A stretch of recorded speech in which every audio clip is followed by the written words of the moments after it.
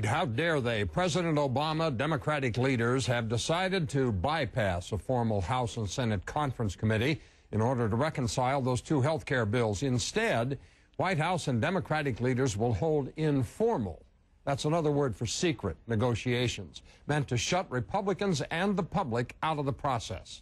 What a far cry from the election, when then-candidate Obama pledged to, quote, broadcast health care negotiations on C-SPAN, so that the American people can see what the choices are, unquote.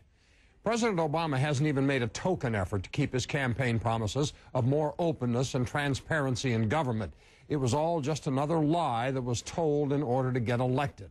The head of C-SPAN wrote a letter, asked Congress to, quote, open all the important negotiations, including any conference committee meetings, to electronic media coverage, unquote.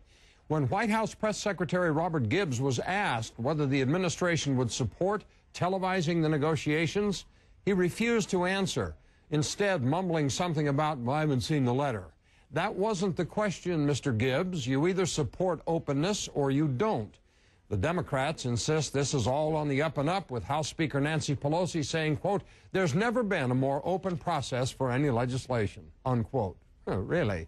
This is the same Nancy Pelosi who, you may recall, after becoming Speaker in 2006, promised the Democrats would have, quote, the most honest, most open, and most ethical Congress in history, unquote.